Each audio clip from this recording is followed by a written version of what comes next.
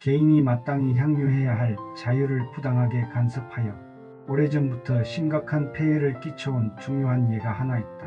안식일 엄수에 관한 법이 바로 그것이다. 사정이 허락하면 일주일에 한 번 일에서 벗어나 휴식하는 것은 유대인을 제외하면 종교적인 구속력은 없지만 분명 매우 바람직한 관습이라 하겠다.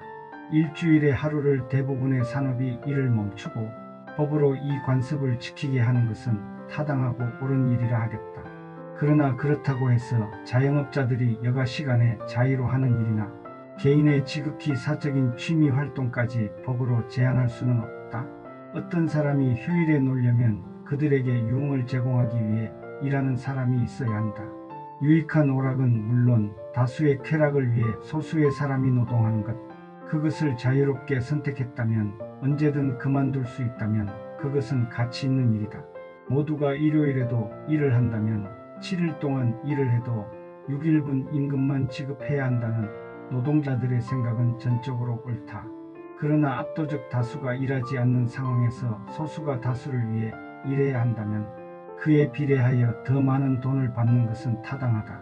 반면 그들이 돈 버는 대신 여가를 선택한다면 일을 계속해야 할 의무는 없다.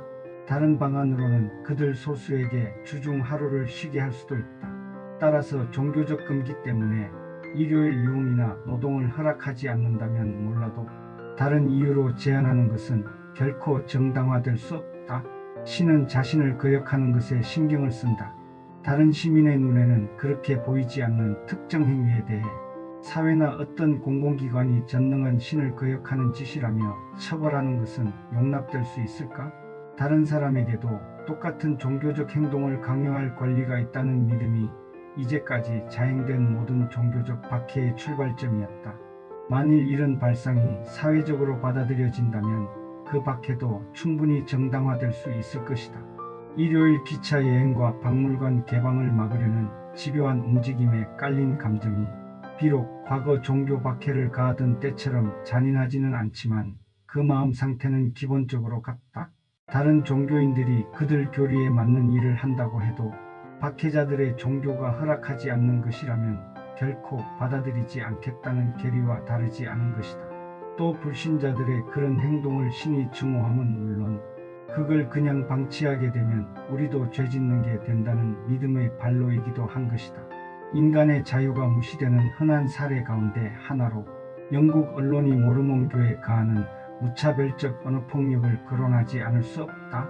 신문과 철도와 정보가 보급되고 있는 이 시대에 이른바 새로운 계시의 바탕을 둔 하나의 종교가 수십만 명이나 되는 신자를 거느리며 당당히 사회의 한 기둥이 되고 있다. 그러나 이 종파는 명백한 사기 행각의 산물이라고 할 수 있다. 그 창시자가 후광이 나타날 정도로 특별한 자질을 보여주었던 것도 아니다. 기대 밖으로 귀중한 교훈을 주는 이 사실에 대해 할 말은 많다.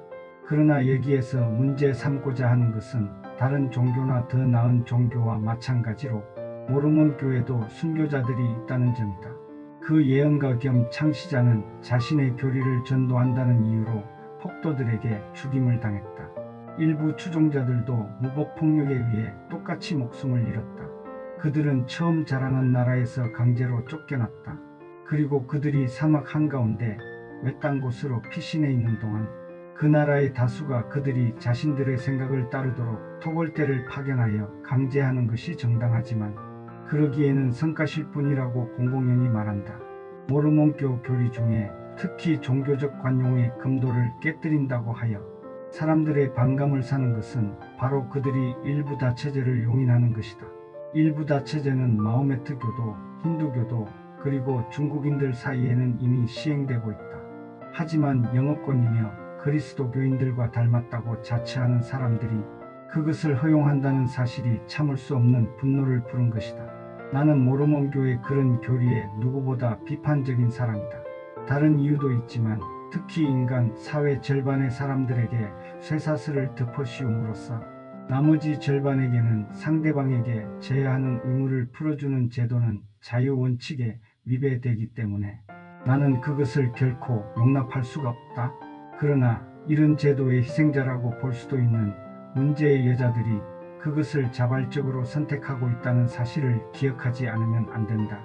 그리고 매우 놀랍게 볼 수도 있지만 이런 행태가 바로 일부 세상 사람들의 공통된 생각과 풍습의 바탕을 두고 있음도 알아야 한다. 그것은 여자들에게 결혼이 필요한 제도라고 가르치는 한편 결혼하지 않는 것보다 여러 아내 중 한 사람이라도 되는 것이 낫다는 가르침이다.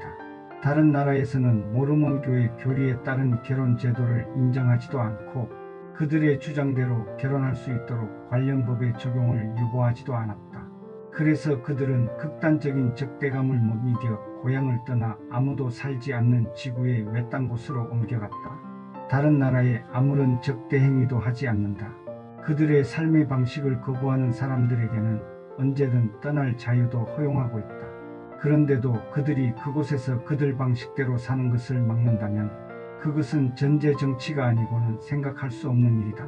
최근 어떤 사람들은 문명의 태보로 보이는 이런 일을 막기 위해서는 중세의 십자군처럼 일부 다처제 집단으로 문명보호군을 보내야 한다고 제안한 적이 있는데 어떤 면에서는 상당히 일리 있는 이야기다. 그러나 어떤 사회도 강제로 다른 사회를 문명화할 권리가 있다는 말을 나는 들어본 적이 없다.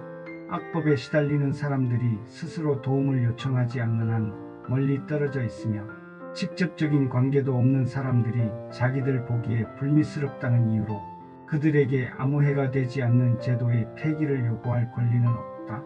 그럼에도 정말 그걸 원한다면 선교사를 보내 풍습의 폐기를 설득할 수는 있을 것이다. 그리고 그런 풍습이 자국으로 퍼지지 않도록 적절한 수단을 동원하여 막는 것도 좋을 것이다. 하지만 그런 풍습을 옹호하는 사람들의 입을 막는 것은 물론 옳지 않다. 야만인들의 지역이 문명화된 후 오랜 시간 뒤에 야만의 풍습이 되살아나 문명을 해칠까? 두려워하는 것은 기후에 지나지 않는다.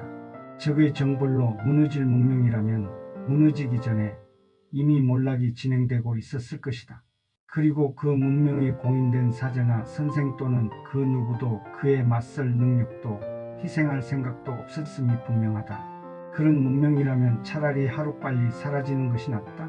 그렇지 않고 강력한 야만족들에 의해 파괴되고 무너지게 된다면 서로마 제국이 보여주었듯이 상황만 더 악화될 뿐이다.